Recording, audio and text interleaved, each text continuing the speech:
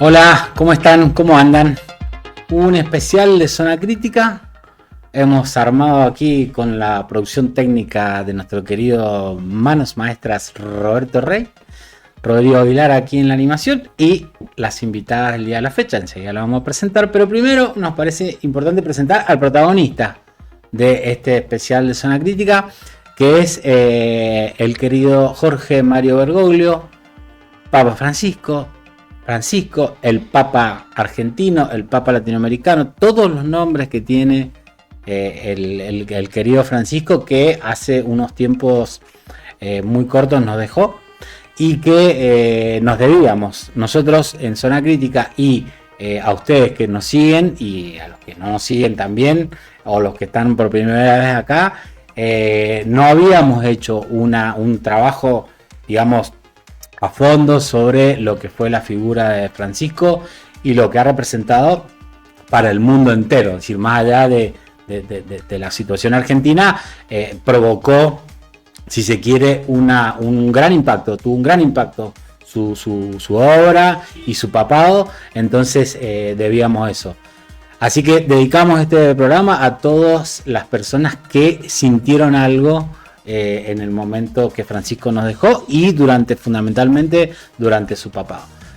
Estamos para eso junto a Candela Villegas, que ella es estudiante de Ciencias Políticas y Administración Pública en la querida Universidad Nacional de Cuyo. ¿Cómo estás, Candela? Hola, Rodri, ¿todo bien? Contenta de venir a hablar del Papa. Ahí va. Y esto yo le digo una infidencia, también nació porque una propuesta de Candela que dijo un día, hay que hablar del Papa. Tendrían que hacer un programa. Así que estamos. Y invitamos a nuestra especialista en cuestiones espirituales, como es la querida Mariela Hellman. Ustedes la conocen, columnista de Zona Crítica, que ha escrito varios libros que tienen que ver con toda esta cuestión de la espiritualidad humana, de la cultura humana, y es nuestra biblioteca abierta sobre estas cuestiones. Mariela, ¿cómo estás? Muy bien, fantástica. Socióloga. Bendecida, me siento bendecida. Socióloga, investigadora, docente de también de nuestro sistema científico tecnológico argentino, que está bajo asedio en el gobierno de Milei. Entonces nosotros lo que hacemos es tratar de difundir su obra para ver si pueden seguir comiendo. Exactamente. Bueno, como le decía, el Papa, me parece importante que empecemos a recordar un poquito lo que fue el inicio de su papado, aquella circunstancia tan particular, porque recordemos que él es electo en un cónclave donde no hay un papa muerto, sino que hay un papa renunciante como Benedicto, sí. Y que eso generó de alguna manera una circunstancia muy especial. La primera renuncia en siglos de un papa, la de Joseph Ratzinger, que en un contexto institucional de crisis, realmente por escándalos financieros, más los casos de encubrimiento, de abuso sexual, pedofilia, de algunos curas, que no eran culpa, eran problemas ya estructurales de la iglesia que se venían tapando, pero que tienen su explosión mediática durante su papado, y él, alegando a problemas de salud, termina renunciando. Ajá. La primera renuncia en siglos, entonces realmente fue muy sorpresiva. Se convoca un cónclave. Él se caracterizó por ser una persona muy doctrinaria, muy dogmática. Ratzinger. Y conservadora, digamos.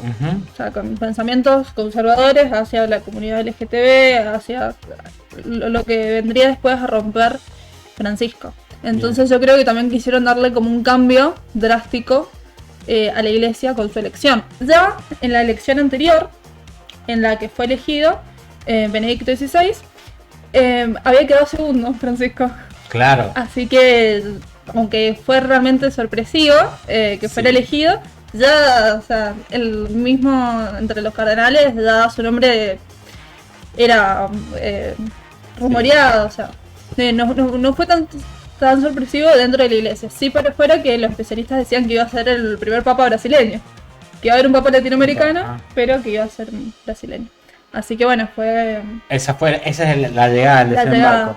Y en ese momento hay un dato que me parece que es muy importante resaltar, Mariela, te pregunto desde tu visión sociológica, cuando el Papa apenas es nombrado, dice, fueron a buscar a un Papa al fin del mundo. Ujú. Ahí marca una situación, una ubicación geográfica, social, sociogeográfica sería, es decir, ¿qué significa esto que dice en ese momento y qué va a significar después, ¿no? Bueno, no sé qué significa, digamos, pero no sé qué habrá estado en la totalidad de la mente de Francisco, pero pienso un poco mirándolo un poco desde la distribución geográfica de la mirada de un occidente, pensando en Europa como el centro, Ujú. y desde esa perspectiva Latinoamérica y a la Argentina es La periferia, la periferia claro. absoluta. Y yo tengo la sensación de que, o sea, un poco lo que nos decíamos algunos cuando Francisco venía con sus problemas de salud.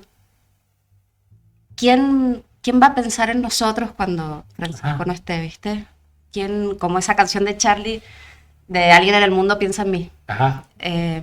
Porque más allá de que él presidía una institución que supera enormemente la historia de la Argentina y la va a seguir superando porque creo, o sea, es anterior incluso a la distribución de las naciones y los estados-naciones como estamos ahora, entonces creo que eso es algo muy respetable para pensar la institución eclesiástica, ¿no? Ajá. ¿Cuántos siglos de experiencia tienen 2000. en cómo organizarse? Claro. Que vos lo podés ver, viste, por ahí es sorprendente qué bien que funcionan las escuelas religiosas a veces a la hora de poder enseñar, alfabetizar, qué bien se organizan en los clubes, en la organización barrial, Uh-huh. qué buenas formas de transmitir ese conocimiento que es previo a la alfabetización que tenemos hoy, esa transmisión de que tenés un pastor que te va llevando y te va guiando y aprendes un oficio de algo. Igual me refiero a lo que me preguntaste, pero... No, pero sí es eso. Pienso, un poco Francisco para mí eso es lo que a mí me queda de esa frase, ¿viste? Alguien en el mundo piensa en mí, piensa en la Argentina, piensa en Gaza, piensa en los africanos. Claro. Exacto. Y no solo de la periferia geográfica mundial, sino también de la periferia social de los países de centro, porque ahí me parece con los gestos que él hacía de lavar los pies de la gente pobre, etcétera, acercarse a los presidiarios, era ahí en el corazón de Occidente también la periferia que está allá adentro. Me parece que eso también trajo, si se quiere, es un poco lo que decían ustedes, un equilibrio a una iglesia que estaba demasiado conservadora con Ratzinger y con muchos de atrás. Hay una frase hermosa del Papa, dice, vengo a terminar con la última monarquía absolutista del mundo, que era el Vaticano, el mismo. ¿no? Y en eso me parece que hay mucho revolucionario. Quiero agregar algo. Además, perdón, sí. Vamos. Perdón. Hay algo porque como autocrítica, ¿viste? Como el progresismo, no, pero que Bergoglio, que todo el rumor alrededor de su figura como cura en la Argentina, en relación a su rol durante el golpe y todas esas... y hay una investidura de él como papa, de tomar un rol público, decir, bueno, ahora me toca este lugar y me voy a llamar así, soy jesuita, voy a comportarme de tal modo, pero voy a tomar este nombre de los franciscanos como una opción por los pobres y voy a ser este personaje público, voy a responder a estos intereses. La otra vez escuchaba una transformación. Una transformación en un sentido de la responsabilidad muy grande de cómo vas a ejercer y qué vas a hacer con ese lugar al que llegaste. Incluso hay un momento en que Eve cuenta que tiene una conversación con él y que dicen, bueno... Bonafini de Mar del Plata. Sí, en esa queja van a poner este papa que fue botón o que fue Claro. todos esos rumores. Y después terminaba abrazado. Claro, y Sí. bueno, ahora cuando llegó a ese lugar, eso, me fueron a buscar, soy este papa del fin del Sí. mundo y voy a tomar estos nombres. Él Sí. diría, obró el Espíritu Santo. Esa transformación. Bueno, Con lo cual ya vemos el atrevimiento, Cande decía. Sí, no, que se dedicó también a representar a darle lugar a las periferias. Ajá. Él, además de ser el primer papa no europeo en 200 años, se ocupó de elegir cardenales de Asia, de África, de democratizar también más el Vaticano. Y bueno, y con esto de que quién va a pensar en mí, que decía Mariela, yo vi muchísimos videos de muchísima gente alrededor del mundo, de palestinos, de personas agnósticas, ateas, de personas de la comunidad LGTB, lamentándose su fallecimiento, más que nada por esto, por quién ahora va a pensar en nosotros, Claro, quién claro. ahora va a a llamarnos, visibilizar. quién va a... Claro. Entonces, bueno, Voy a aprovechar eso que dicen para meternos en el quilombo teórico, que es Sí. bastante importante porque una de las cosas cuando preparábamos el programa le contamos a nuestro público que a veces hacemos algún esfuerzo de producción para ir pensando y sobre todo con un tema tan jodido y tan importante, digo. Y digo, ahí empezamos con algunas cuestiones nodales del pensamiento de Francisco, ¿no? Vos traías y Sí. nos tirabas 4 puntos que a mí, te digo, me parecería buenísimo que fuéramos punto por punto. Sí, Son cosas vamos muy punto por punto. profundas para ver Sí. por dónde va guiado. Y después le vamos agregando, de alguna manera, algunos componentes sociales, sociopolíticos que ocurrieron de acuerdo a este pensamiento teológico de Francisco, que fue tan importante para, de alguna manera, guiar y alumbrar este proceso de apertura que ha hecho la Iglesia. bueno, hay 4 principios Ajá. que él nombra, en su exhortación apostólica, Evangelii Gaudium, en 2013, que son 4 principios para pensar tanto lo cultural, lo social como la Iglesia. El primero dice, la realidad es superior a la idea. Cuando te vas por los idealismos, perdiste, porque lo importante es la realidad, tocar la realidad, o sea, priorizar la praxis sobre el dogma. Ujú. O sea, por ejemplo, hay un video del Papa donde un niño le pregunta al Papa, ¿mi papá va a ir al cielo? Porque este era ateo. Y él le responde que sí. Si él se rigiera por el dogma, capaz Claro, le hubiera no, respondido porque no está no está bautizado, no. Claro. Entonces, priorizar a la persona, priorizar realmente, bueno, Y la práctica realidad. sobre... Por ejemplo, hay sobre- toda una cuestión con las minorías. Es decir, Sí. cuando dicen la realidad superior a la idea, el dogma decía de la Iglesia que quien tenía una elección sexual Claro. diferente, homosexual, no, digamos, no estaba de acuerdo con la idea. Y el Papa dice, no, está la realidad ahí y por eso también abre los brazos a la minoría. No, y él dice que bueno, que los curas pueden bendecir a parejas del mismo sexo. Ujú. Entonces que realmente es una apertura bastante importante para lo que vendría a ser el dogma de la Iglesia clásico. Ujú. Entonces, bueno, ese era uno de los principios. Mariela, ¿recordás el general Juan Domingo Perón? Que La única tenía- verdad es la realidad. ya todo lo dijo, pero Ya no hay te nada que dijo decir. Perón antes que Juan.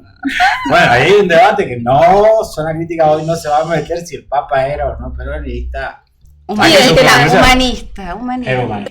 El peronismo también es un humanismo. Claro, Y hay un ahora punto de descubrimos encuentro, hay un punto de con encuentro. este giro que vamos a hablar después de León XIV y que León XIII es el autor de la doctrina social de la Iglesia, basamento del peronismo, y bueno, ver cómo todo se va enganchando. Todos los caminos conducen. Bueno, el segundo principio segundo principio. dice el todo superior a la parte. Buscar El siempre todo superior a la unidad del todo. O sea, yo considero que es una invitación a articular diversidad con comunión, a construir síntesis superadoras en lugar de alimentar divisiones o sectarismos. Bien. Entonces, bueno, el todo superior a la parte, priorizar lo colectivo sobre el individualismo, la unidad. ¿Cómo del ves todo. eso en la realidad de hoy? O en la cultura que se ha impuesto hoy. Bueno, ahora hay una cultura de totalmente individualista que también nos afecta a todos. O sea, es una ideología que está recontra presente y bueno, nuestro gobierno actual es la demostración más brusca del individualismo extremo. Totalmente. Así que bueno, hay que tratar de combatirlo y tampoco enfrentarse en una lógica de considerar al otro un enemigo, sino debatir realmente las ideas y bueno. Sí, a mí me parece que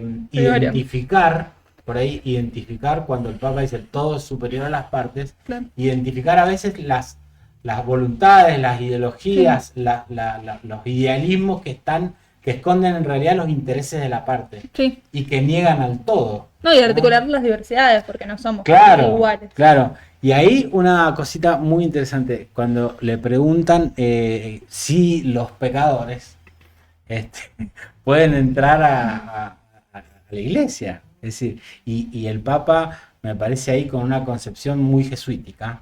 Es decir, dijo, no, acá Dios es para todos. Ujú. Sí. Y Dios no es que no te va a perdonar, Dios te va a perdonar siempre. Ujú. Tenés que de alguna manera, si considerás que estás en pecado, hacer un arrepentimiento, una disculpa y demás. Pero me parece que ahí hay una ruptura con la iglesia tradicional, Ujú. o con las ideas tradicionales de la iglesia. Ujú. Es decir, todos pueden entrar. Por eso él se dirige a las Ujú. periferias sociales. Ujú. Ujú. Bueno, él vivía rompiendo el protocolo. Sí. Mismo cuando da su primer acercamiento, digamos, con la gente, en vez de él ser el que bendice al pueblo, pide que todos Lo recen por él. Oren por mí, decía. Claro, entonces ahí también Así es. Yo tengo ahí Sí. El una rompimiento de idea clase. que no es una idea acabada, es como una duda, más bien. Porque el peronismo siempre ha tenido su relación tirante, digamos, con algunas partes de la iglesia. Claro. La iglesia como institución conservadora que ha representado ciertos intereses en algunos momentos de la Argentina, en los momentos en los que son los que surge el peronismo, quizás también durante el golpe, como una alianza de algunos sectores Ujú. de la oligarquía. Sí. Pero el peronismo como movimiento es cristiano, aunque incorpora, En su digamos... fundación lo dice. Claro. Entonces, yo creo que como movimiento que está vivo y entonces está bien, digamos, que tenga sus tropiezos, en el momento en el que el peronismo, que creo que es el momento en el que yo me siento a lo mejor integrada, como en la década ganada a partir de Néstor, Ujú. que se pone más laico y quizás más universitario también un Ujú. poco, también es un momento donde entran en crisis algunos corazones del peronismo, como ciertos núcleos que ahora podemos, con el diario El Lunes, mirar a lo mejor con cierto arrepentimiento y decir, qué pena que pusimos tanto en discusión, porque perdimos el eje de lo colectivo por sobre las partes, porque empieza a recaer sobre la conciencia individual ciertas decisiones que, en la medida que están puestas en otro, que viene muy bien que ese otro sea un otro supremo, un Dios indiscutible, una fe. Entonces, esto se puede, esto no. Ni para vos, que te quiero y sos la gran militar, Claro. ni para nadie. Claro. Ese eje que como sociedad está corrompido, está bien, quizás más que nunca está disperso de qué se puede y qué no. Ujú. Dentro del peronismo viene sucediendo en los últimos, Sí. en ese que nosotros a veces llamamos progresismo, en esos Sí, candidatos sí, más sí, blancos, más universitarios, más pañuelo verde, por momentos también. Y creo que el todo es superior a las partes, diría el profe. Claro. ¿No? Claro. Pero, es muy interesante porque hay digamos, una tentación de pensar en el posibilismo, en el famoso posibilismo, que es muy pariente del imposibilismo. ¿No? Es decir, esto, bueno, mira, las relaciones de fuerza son así, la sociedad es así, nosotros peleamos por nuestros intereses sectoriales y demás, y esto no se puede cambiar. Me parece que cuando el Papa pone estas cosas en cuestión, lo hace desde una fe que de alguna manera decía, es la fe que puede alumbrar la creencia y la voluntad de que es posible torcer la historia.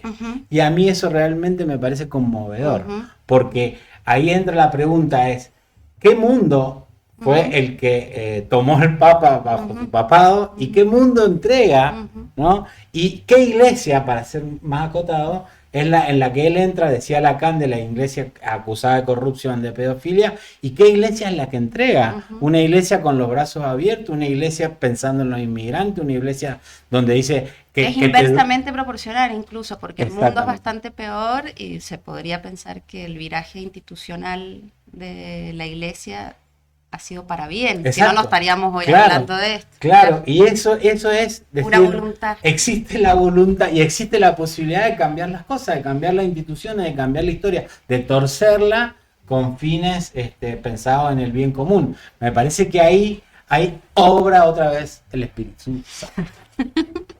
No, además yo creo que también es sorprendente cómo convocó a un montón de personas que no nos sentíamos cercanas a la iglesia en sí, sino por sus ideas. Yo, en mi caso personal, soy agnóstica, o sea, realmente no tengo una religión, vengo de educación católica, pero a mí me convocaba sus ideas, la empatía que mostraba, y eso pasa con un montón de gente que por eso fue tan lamentable y tuvo tanta repercusión ahora su fallecimiento. Y con su fallecimiento también es como que salieron a la luz un montón de videos y de cosas de él que realmente muestran como mucha empatía hacia el otro. Y simbólicamente la humildad ¿qué es lo que falta ahora? Cumplió un rol importantísimo. Sí, humildad, ¿no? Y qué es lo que falta ahora. La ropa no importa tanto, no. Lo que pasa es que está. Y hay una frase que está buenísima que él decía: como... el pastor tiene que tener olor a oveja.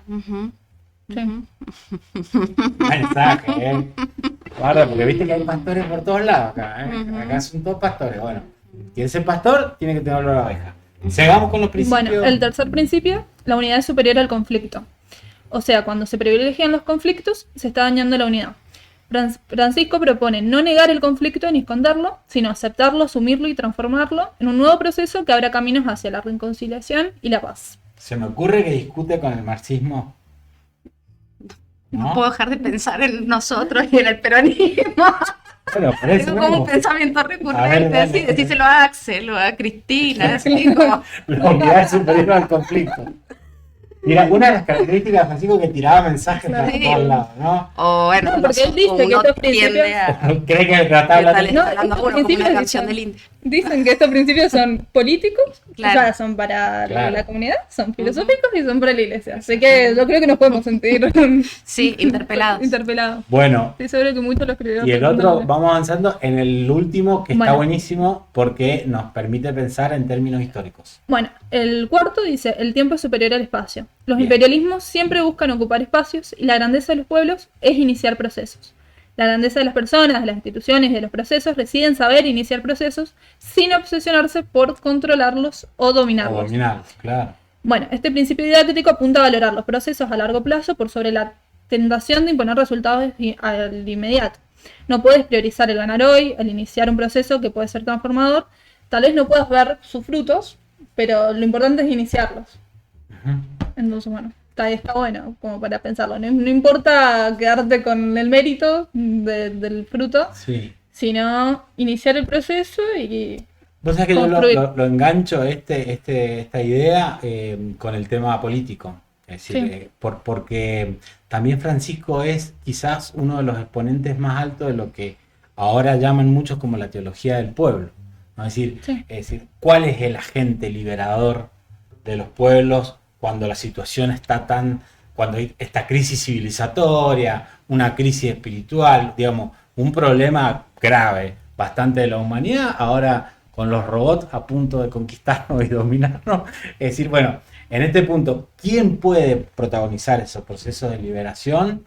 Bueno, Francisco encarna claramente la idea de que es el pueblo, o que son los pueblos que comparten valores comunes, que comparten idiomas, que comparten regiones y demás, los otros. Porque digo, el liberalismo plantea que eso, digamos, la solución de la liberación es individual y que tiene que ver con trabajar, explotar, hacer lo que sea. Ya vamos a llegar al tema ecológico, ¿no? Pero digo, va por ahí. El marxismo, si se quiere, la otra filosofía que estuvo mucho tiempo, o el comunismo y demás, propone que es la clase el liberador, ¿no? Y Francisco viene a colocar como en el pueblo ese sujeto de liberación. Me parece que ahí hay una novedad teórica, política muy importante y que engarza con, Hay algo con ahí, cuestiones religiosas fuertes. perdón, que creo que es que habla de nuestra concepción occidental del tiempo y el espacio, Ujú. Porque ese privilegio de las partes de las partes sobre el todo que tenemos en este momento, que hace que también pensemos como en ocupar el espacio y no en el proceso de las cosas, que nos va a trascender a nosotros individualmente y que va a seguir. Claro. En los asiáticos entiendo que no es tan así. O sea, por algo hacen planes a 100 años, Sí. para empezar, digamos, ninguno el que lo ideó va a estar cuando eso termine. Y los propósitos, así como los ejes ordenadores, superan siempre lo individual. Primero porque tenés que ordenar esa cantidad de gente. Imagínate si cada uno hiciera lo que quisiera, es una catástrofe. Pero ¿por qué, de dónde viene ese vericueto mental? Estuve leyendo un libro que es como un tratado para samuráis, que es como una especie de... Mirá. Es un manifiesto como de cómo debe ser un samurái. Un protocolo de Sí. digamos. Del 1600. Y una de las cosas sobre las que vuelve siempre es cómo lidia un buen guerrero con la idea de la muerte y por dónde, cómo hace para que su propósito de lealtad esté por encima del miedo a morirse. Y la deshonra, la vergüenza a la mirada del otro, como eso que hemos hablado, hemos referido algunas veces sobre la vergüenza de andar sin barbijo durante la pandemia que tenían los asiáticos, que en Occidente no pasaba de ningún modo, habla de esos otros valores culturales que pareciera que los asiáticos logran sostener todavía, de cómo el tiempo es superior al espacio, porque Claro. hablan de procesos milenarios, Claro. y cómo la mirada del otro, que es la sociedad, supera lo que yo deseo hacer. Yo quiero vivir, pero ¿cómo quieres vivir? ¿A quién le importa cómo quieres vivir? Si tu propósito es ser un guerrero o lo que sea que seas, digamos. Pero en esos propósitos que están por fuera de la voluntad individual, que a veces puede ser Dios, digamos que en el caso de una visión más occidental, creo que ese último punto habla más de una percepción occidental que algo más O sea, humano en general. Un tipo estudioso, el Papa, pues seguramente, Sí, sí. ¿no? Y eso también está bueno, ¿no? Sí. Bueno, Sí. él eligió igual muchos cardenales también de Asia. Yo Ujú. creo que también puede haber como Ujú, ujú. una idea ahí. Bueno, otra de las cositas para pensar como líneas cuando decía, convocaba a todos a sentir el dolor del otro. Me parece que ahí también se sustenta todo este viraje que se hace hacia los inmigrantes, hacia las minorías y demás, es decir, poder identificarse con el dolor del otro, porque por ahí la iglesia estaba demasiado encapsulada en su propio dogma, en sus propios fieles, en sus propios laicos y demás, y bueno, todo lo que entraba por ahí, fantástico, y lo que no entraba, que te la arregle, ¿no? Bueno, el Papa viene a romper eso. Ahí. Bueno, y quería hablar con ustedes una de las cosas que fue quizá más, dos cosas que fueron muy revolucionarias. La primera, la idea de la cuestión del comunitarismo, ¿no? Y la famosa encíclica que se llama Fratelli Tutti, ¿no? Donde dice esto de todos, el dolor del otro, reconocer el dolor del otro. Es decir, ¿qué significó eso? Vino a romper cosas, vino a romper ideas y sobre todo qué nos deja para una subjetividad occidental que está bastante complicada con estas cuestiones, ¿no?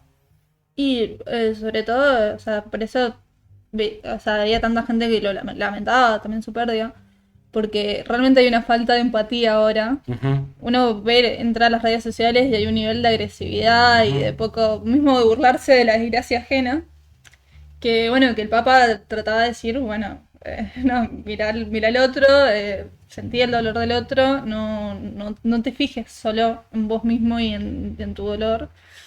Así que sí, o sea, Y eso para lo la hizo época... durante la pandemia. Fratelli Tutti sale durante la pandemia, entonces es muy fuerte cómo marca una manera diferente de esto, de que las personas para mí puedan aprender esto, ¿no? Y llevarlo a su cotidianeidad. También ahí en la cuestión de la cotidianeidad influye mucho, es decir, no es un papa sacramental, ¿no? Que está mucho más allá. El otro tema fuerte, grande, fue la encíclica Laudato Si, que quizás sea la primera vez que la Iglesia plantea la cuestión de la ecología. A mí me quedó una frase que se las dejo para que ustedes puedan verla y charlemos sobre esto.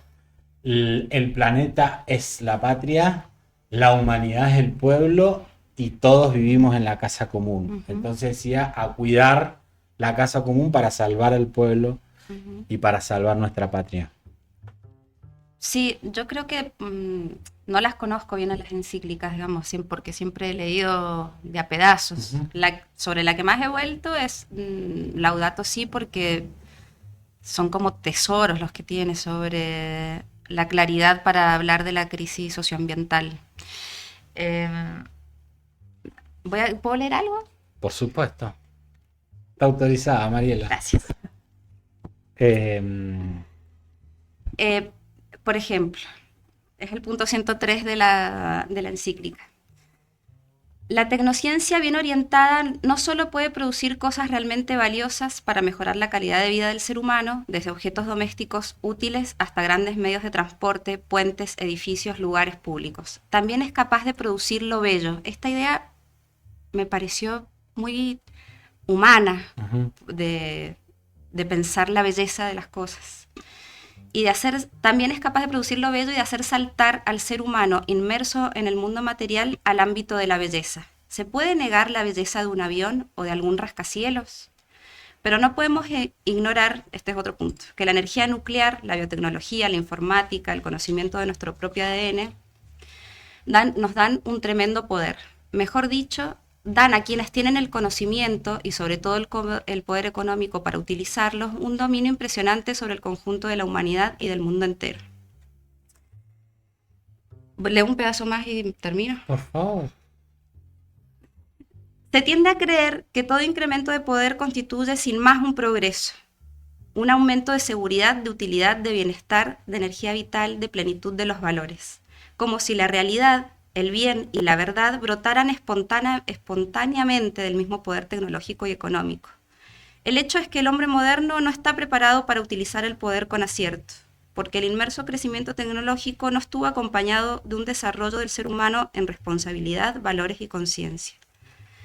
Este es mi debate permanente con la cuestión de la inteligencia artificial, sobre todo. Incluso cuando discutí sobre estas cosas y te dicen... por ejemplo, yo que estaba enferma. Bueno, pero vos te salvaste porque pudiste hacer un tratamiento oncológico.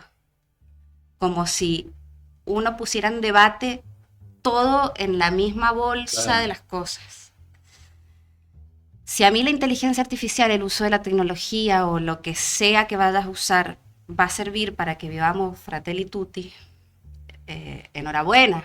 Pero vos vas viendo que mientras más pasa el tiempo, en menos tiempo, es más notorio cómo... Consume muchísima agua. No, o sea, lo mal que nos está haciendo a todos. Porque Exacto. no es que todos vivimos mejor, todos vivimos peor. Exacto. Con más disponibilidad de tecnología, no sé para qué.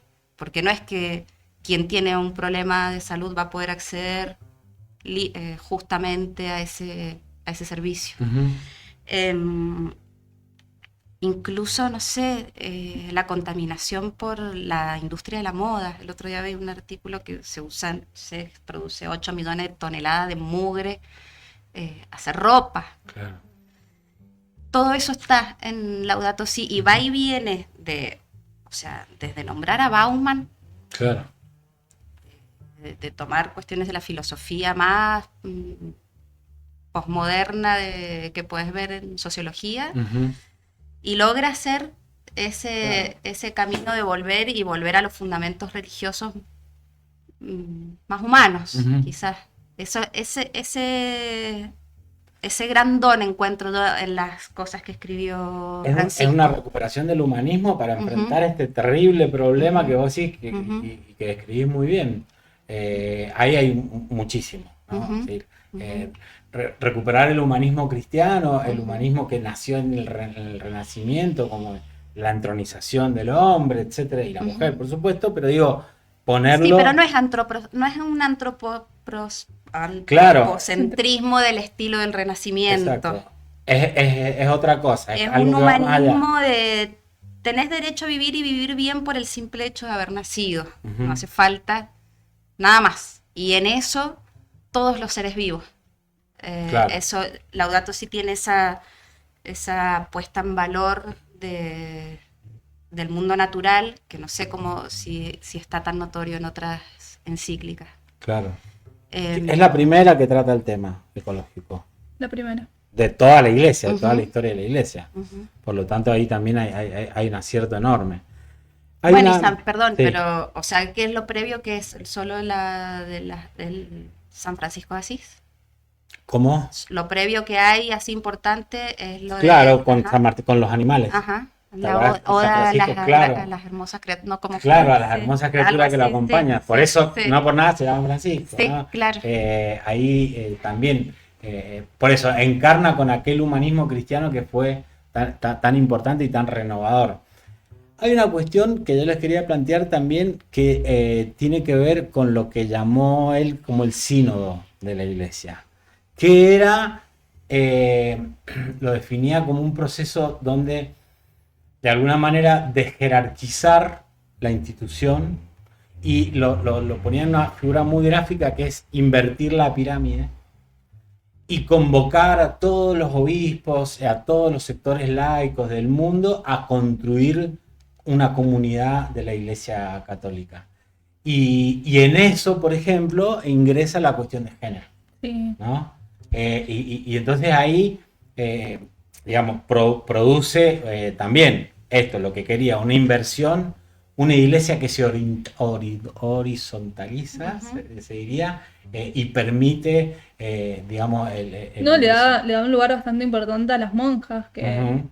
bastante, o sea, siempre se las suele dejar bastante de lado y no tener un rol muy importante dentro de la iglesia. Y no, les da un lugar de prioridad, las ponen ocupando, por ejemplo, la gestión de todo del Vaticano, una mujer, una monja, en lugares realmente importantes que nunca habían estado. Así que sí, o sea, genera bastante apertura en Y a términos de género. participación, me parece que Sí, esa, porque aparte la palabra o el mecanismo de participación en la sí. iglesia, digamos que es No, las bastante pone, complejo, sí, las pone en ¿no? roles importantes. Claro, y esto de invertir la Sí. pirámide y de repensar en comunidad, una frase que decía, estaba escuchando una entrevista, decía, a mí no me interesa que del sínodo salga una nueva fe o, no, si se quiere, principios absolutos, etcétera, etcétera, sino que salga lo que tenga que salir de la Ujú. participación Sí. del pueblo, de alguna manera católico, pensando, discutiendo y abriéndose al resto. Es decir, también en eso es revolucionario, Ujú. ¿no? Un papa revolucionario, te podemos decir, mucha gente se va a enojar cuando decimos estas No cosas. sé si estoy tan de acuerdo con esa A ver, forma de dale, nombrarlo. vamos. Porque también me parece como, bueno, tampoco le vamos a pedir peras al olmo, o sea, también la iglesia es la iglesia, y está bien que haga su rol. Ujú. Me parece que pedir, o sea, por supuesto que hay cosas que no, No la misoginia, no sí pensar ciertas reestructuraciones, no los abusos, no un montón de cosas. Pero también pienso que está bien conservar ciertas características institucionales que pueden haber hecho que sea una institución que persista durante 2000 años y sepa hacer algunas cosas muy bien. Digamos, también hay algunas cosas que están bien sostener. Pero ¿no crees, Mariela, que estaba un poco cerrada la iglesia hasta la llegada de Francisco? Sí, no, digo, hablar de papa me da como, me incomoda un poco decir un papa revolucionario. Bueno, no sé. Ahí queda abierto el debate. Queda abierto el debate para el próximo. Capaz que es al revés. A ver. Capaz que es un restaurador como el restaurador de leyes, como Rosas. Bueno, pero acuérdate lo que decíamos al principio del programa. Dijo, vengo a romper la última monarquía absoluta. Bueno. Sí, porque si te ponías a ver la Biblia, es como que se habían alejado del cristianismo, de la parte cristiana, porque yo cuando me leí la Biblia me quedé sorprendida con Cristo, porque era un tipo recontra empático que entendía. Entonces es como volver a traer esos valores del cristianismo, capaz, de la iglesia, que estaban medio perdidos y que había... Está como entre los valores y las formas institucionales. Sí, romper con las formas institucionales que encadan y a lo mejor impiden que funcione lo que tiene que funcionar, que es esta otra parte, digamos. Yo escuché que era como el más cercano a Jesús en el sentido de que en el comportamiento. Por lo menos se intentaba, claro. Quedará la pregunta flotando para siempre si Francisco hubiera estado más tiempo, hubiera logrado el cambio que quizá, seguimos con el ámbito de la incógnita, de que las mujeres puedan ser... Sí, o que se puedan casar los curas. O que se puedan casar, o las mujeres acceder a ser curas, ¿no? No sé si igual iba... por eso, queda la incógnita. Las transformaciones, sí. Lo otro que también... Porque también era muy político, o sea, sabía como que tenía que también tener de su lado a los conservadores dentro de la iglesia, o sea, no podía irse tampoco a un extremo. Igual hubo algunos conservadores que se lo querían limpiar al papá, pidieron la renuncia. Pero bueno, le salió todo bien. Aprovecho esta discusión sobre la política para, aunque vayamos entrando en lo que fue, en lo que está haciendo la sucesión de Francisco. Resulta que esto que arrancamos diciendo un papa de la periferia, un papa del fin del mundo, un papa americano, un papa fuera del continente europeo y de alguna manera todo lo que produjo eso en las estructuras políticas del mundo, ¿no? Y ahí aparece una discusión interesante cuando es esta cuestión de las competencias espirituales, es decir, la competencia religiosa, mejor dicho. Es decir, bueno, el Papa tenía que representar los países donde hay mayor cantidad de católicos y no se representaban, como México, como Brasil, como Latinoamérica, el otro lugar del mundo, no me acuerdo cuál es, que tiene también la mayor cantidad de católicos del mundo. Y en eso había una pelea, si se quiere, un conflicto histórico que viene de la Reforma con los protestantes, ¿no? Y los protestantes tienen su asentamiento central hoy en los Estados Unidos. Y entonces cuando viene la sucesión de Francisco, eligen un norteamericano, ¿no? Un norteamericano que no era el que esperaban ellos. Ellos esperaban uno que era bastante... Claro, pero eligen un norteamericano. Entonces la pregunta es, ¿quizá Francisco logró políticamente entrar en Norteamérica, entrar en el corazón de Occidente, donde, si se quiere, el protestantismo es más fuerte y tiene más influencia, etcétera, etcétera? ¿Y qué rol jugó este quilombo geopolítico en la elección del nuevo Papa? Y se dice que fue bastante real el elegido del Papa Francisco, porque si uno se pone a ver los hechos, Robert Prevost estaba hace 40 años en Perú, sí, era un norteamericano, pero peruano también. Es americano. Es americano. ¿Está claro? Sí, pero hace 40 años que vive en Perú. Y también en entrevistas posteriores que he estado viendo, cuando le han pedido que se explaye sobre Estados Unidos, no lo ha hecho. Ha hablado en español muchísimas veces. Y ha hablado mucho de que quiere volver a Perú, de lo que ama el pueblo peruano, así que tiene como una fuerte vinculación con... Pero también en la práctica, hablando de lo que Sí. decíamos, la discusión sobre los inmigrantes. Claro, en eso Le pensaba, importa. porque está, o sea, toda la migración en Estados Unidos, bueno, igual los protestantes han ganado sus admiradores, Claro, a esto me enormemente. refiero, claro. Claro, en esa disputa de públicos, pero naturalmente, no sé si naturalmente, históricamente, Latinoamérica ha sido católica y en esa migración de latinoamericanos a Estados Unidos debe gravitar también, no sé cómo será se abrió, Sí, sí, sí. Hablemos sin saber. El sector. Acaba de abrirla, sí. Pero me imagino que debe generar cierta disputa o Por cierta presencia. De hecho, si ustedes se ¿Qué fijan. pasó? Ahí está, Nos estamos volvemos. concentrando. Seguimos. Ahora estamos, Robert. No sé si vos seguís. ¿Seguimos? Sí. Bueno, esto que estábamos hablando al final saltó a la luz muy claramente con una disputa dialéctica que tuvo el nuevo Papa con el actual. Otra vez, Robert Roberto, Santos. nos está terrorismo. El Son los demonio. evangelistas.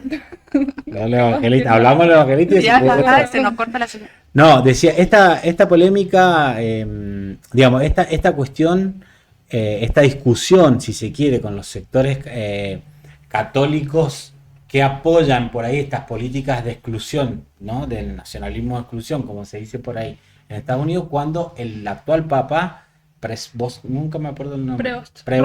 Robert Prevost. tuvo una dialéctica, un cruce dialéctico con el actual vicepresidente de Estados Unidos. Sí, tenía tweets en contra de David Vance ¿Por qué? por el tema migratorio. Por el tema migratorio, porque dice muy bien. David Vance, el vicepresidente, dice. Y él dice que es católico. Por supuesto, ¿no? Sí, Es está. practicante El católico. vicepresidente. Y dice: lo que pasa es que hay como una especie de elegidos, que serían casualmente los blancos, hombres, ¿no? de derecha norteamericano, y por eso justifica. Me suena un poco a... Claro. al discurso de la Alemania nazi. Justifica un poco De la la supremacía cuestión blanca.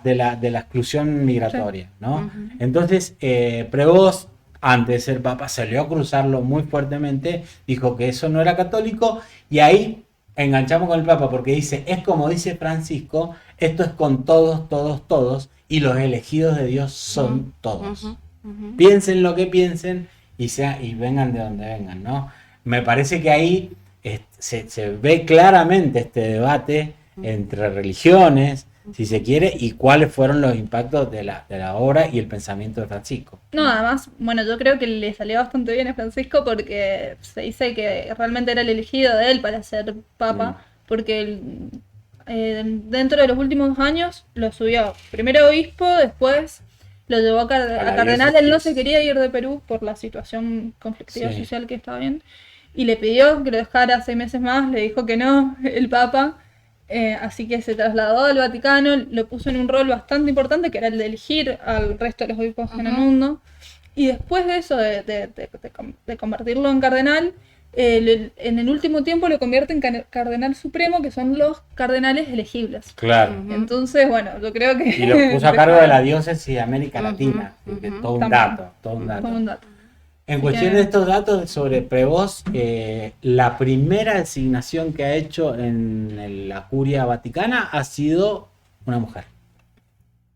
Mira En un vos. cargo bastante alto, una mujer que viene con todo un desarrollo teórico, académico muy importante, una monja de una orden muy grande europea. Bueno, la ha puesto otra vez, marcando lo que se aparece como las Ujú. continuidades Ujú. de León XIII. Bueno, y se con nota que a él le importa Francia. mucho también el tema de los trabajadores.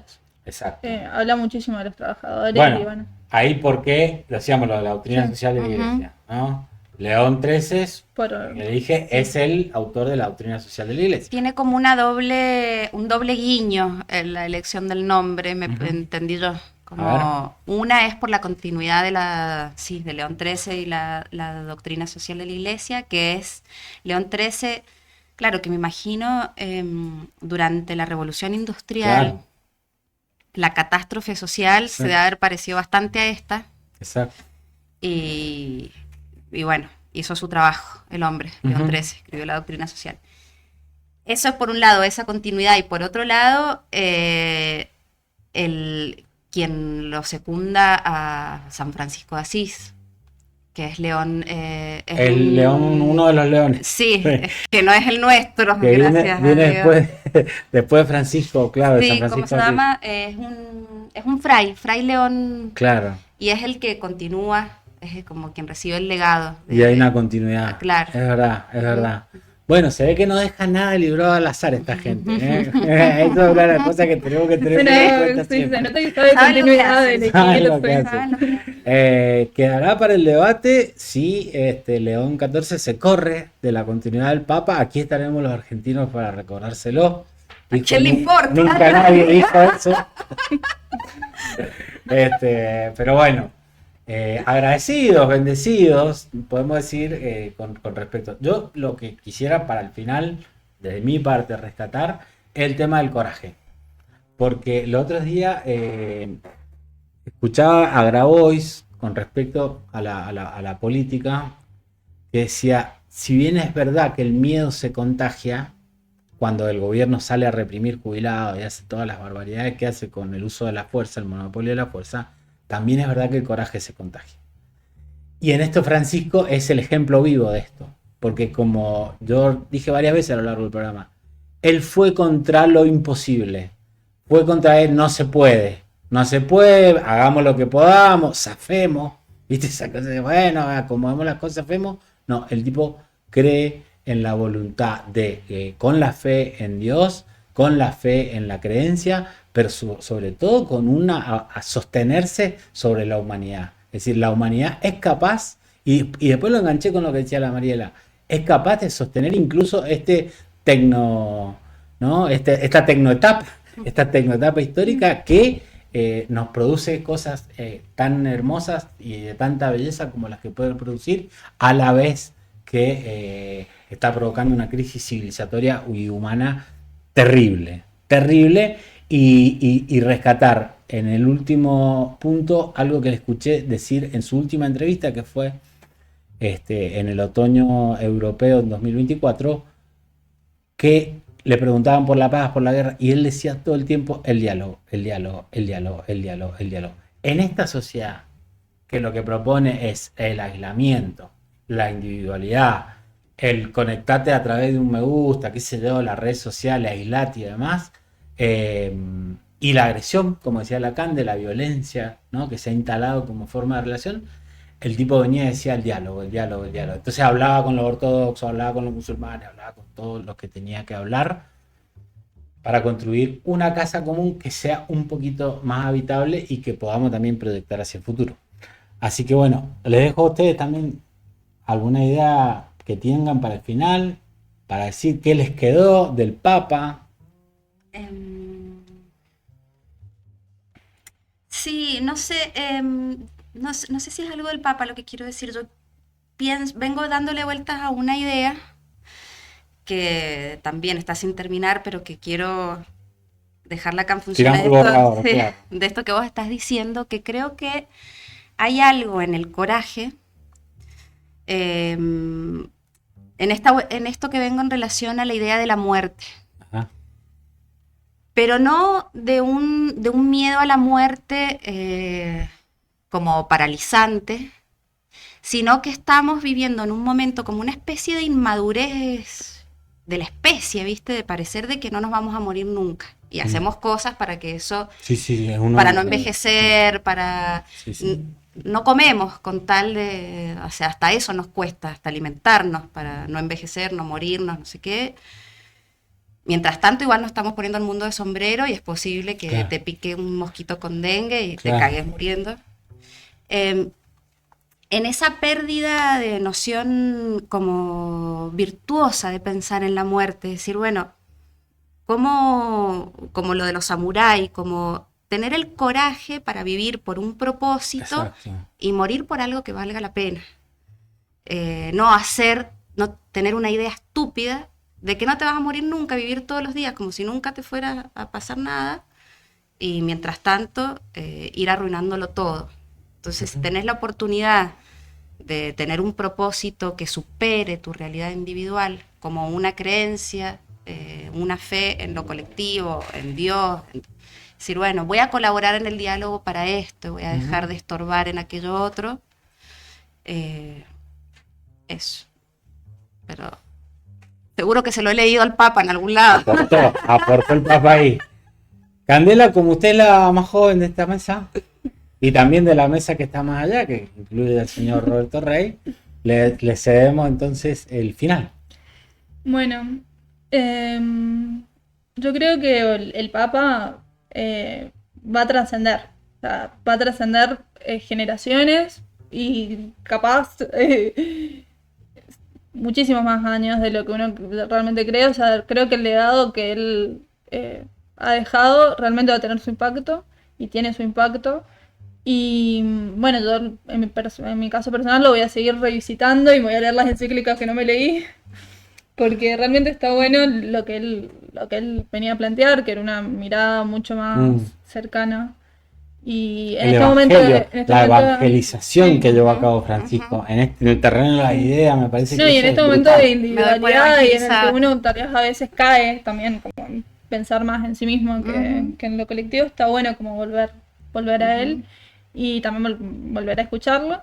Así que bueno, no creo que su muerte signifique que ya no esté, así que bueno, se lo seguiré revisitando. Perfecto. ¿Nos afiliamos o no? Le dejo esa pregunta. Dependerá de Robert, de lo que haga Robert, si nos afiliamos o no. Tenemos ganas. Ay, ojalá el peronismo vuelva a esos valores Y dale. cristianos. Y dale. ¿Roberto le gustó? Muy bien, muy bien. Excelente. Muy bien. Nosotros nos vamos bendecidos por Francisco, pero, como decía, fundamentalmente por las fuerzas de sus ideas, que bien dice él, vienen de la realidad. Qué interesante eso de la realidad, ¿no? Así, porque a veces nos estamos perdiendo en algunas disquisiciones medias complicadas. Baruch Hashem, voy a decir yo para decir algo de mi colectividad, para que no crean que soy una conversa de repente. Nos vemos.